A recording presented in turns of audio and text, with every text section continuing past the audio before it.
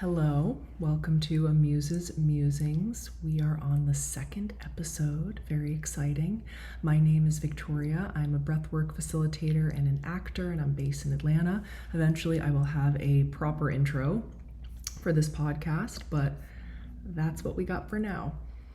So let's get into the question. This question was posed by Boss, and it reads, what do you do if you lose attraction to your man?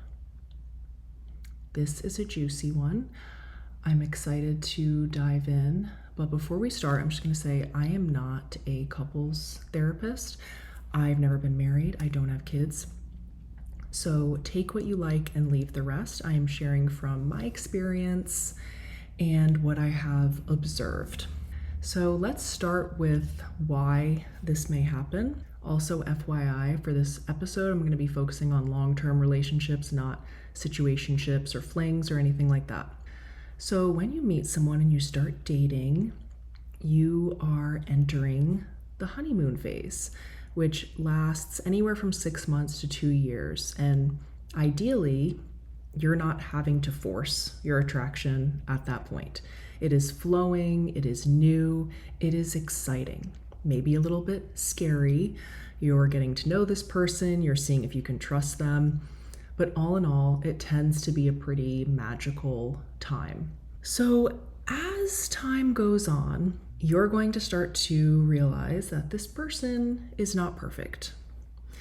So you might start to notice some quirks, some things that you consider to be flaws, and that is totally normal. No one is perfect, and as long as there's no red flags or abuse going on, I think that triggers in relationships are a huge opportunity to grow and expand.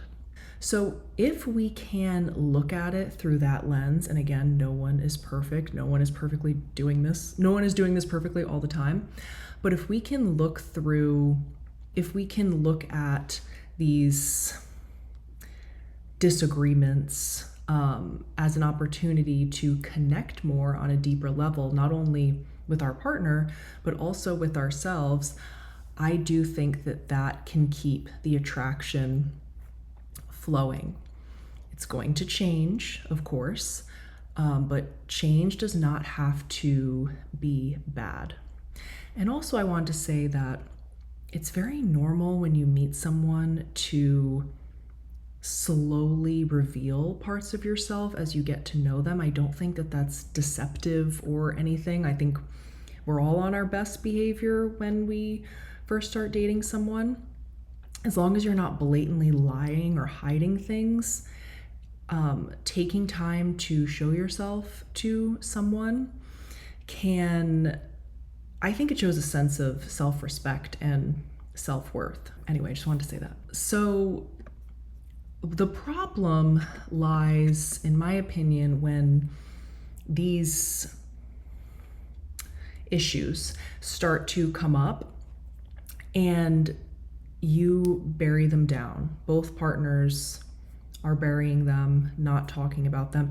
And I will say, I don't think it's necessary to bring every single thing up that bothers you, because I think a lot of the times, or I have found that often I'll work through something on my own and realize, oh, that was actually my bad, or that was actually something triggering me from another relationship that had nothing to do with my partner. And after that, sometimes I'll still bring it up. I'll often still bring it up with my partner and just share how I worked through that. But then, of course, if something is bothering you and it's not just like something from your past, you absolutely need to talk about it with your partner in a calm, collected way. So I think regardless of whether it's you or your partner, it helps to pause. Okay, so with that being said, oftentimes we just don't do that and we let things fester. I've definitely done it in the past.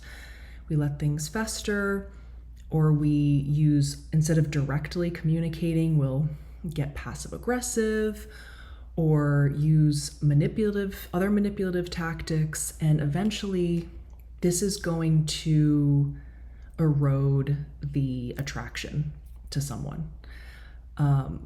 Like something that I experienced in a past relationship was this dynamic of I felt like I was the person's mother or caretaker, and they were, from my perspective, very passive, and I would be nagging them all the time and they just like could not get it together. It was this whole dynamic, and like, why would I want to have sex with someone like that? Why would they want to have sex with me when I'm nagging them and bothering them all the time? So that is just an example of how not communicating clearly can lead to a loss of attraction.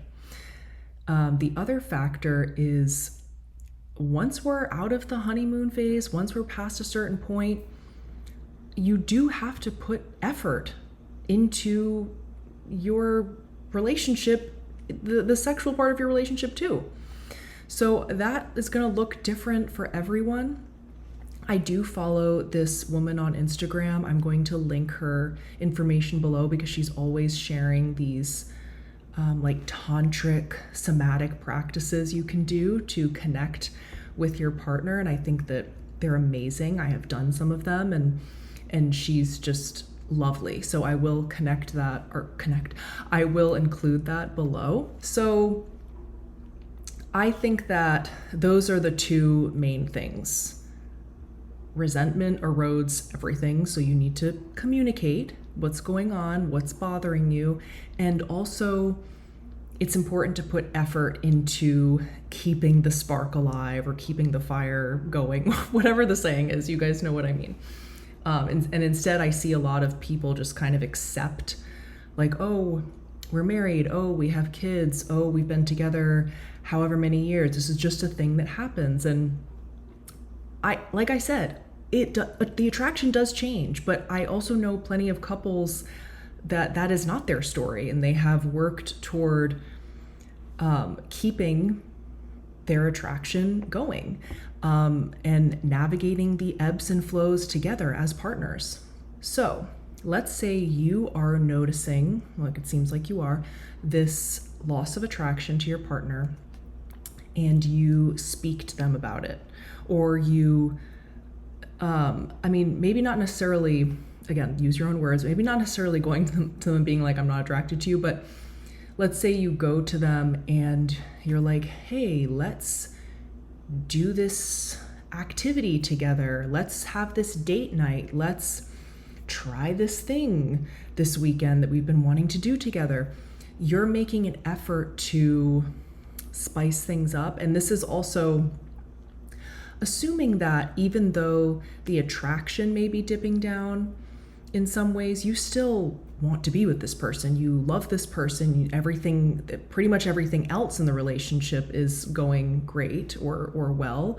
And you're like, okay, this is just something that we can work through together.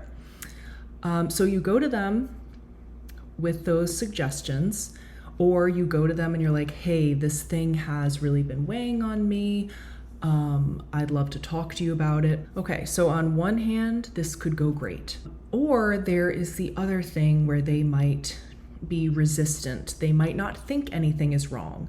They might think you're making a bigger deal out of something than it is. I don't know your relationship, but I think that to an extent, depending on the nature of how they react, obviously if they're like mean, that's not okay. But if they're maybe just a little bit resistant or not sure, or they're upset you didn't tell them sooner or whatever, I think that is normal.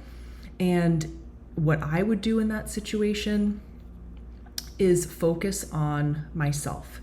How do I want to show up in my dream, ideal, best scenario relationship with this person? What does that version of me, how does she show up? What is she doing? How is she speaking to her partner? How is she carrying herself? And there's this thing in Al-Anon, I'll link information to that below. It's a 12-step program I'm in, and it's for people who currently have or have had alcoholics, drug addicts narcissists in their life. And the program is all about learning to focus on yourself instead of having this dependency. It's very similar to Codependence Anonymous, but anyway. Something they say in this program is it's like say it once. So what that means is you can say something that is I know this is easier said than done. You can say something clearly and calmly. Say something that is bothering you one time. And then you have to let it go and focus on yourself. And how the person reacts, what they do after that conversation, is going to tell you a lot. So something else you can do after that, once you have aired your grievances in a calm way, is focus on what they're doing right. Focus on what is attractive to you that they are doing. And because that's another thing we talk about in Al-Anon is focus on the good, get more good. So if you are constantly looking at what your partner is doing wrong, how they're messing up, blah, blah, blah, that's not going to help you. So this is by no means saying to like ignore abusive behavior or allow abusive behavior. You're not. You are saying what's bothering you. And I do think that a gentle reminder every now and then is fine. But if someone is blatantly disrespecting your needs, blatantly crossing a boundary, blatantly does not want to work on things with you, or maybe you find out that, or you figure out that you actually don't want this relationship as much as you thought you did. You're focusing on yourself, you're growing, and this person is just not. And you're like, I actually don't think this is a good fit anymore. That is totally, it's not ideal, but that is a reality that you have to accept, I think.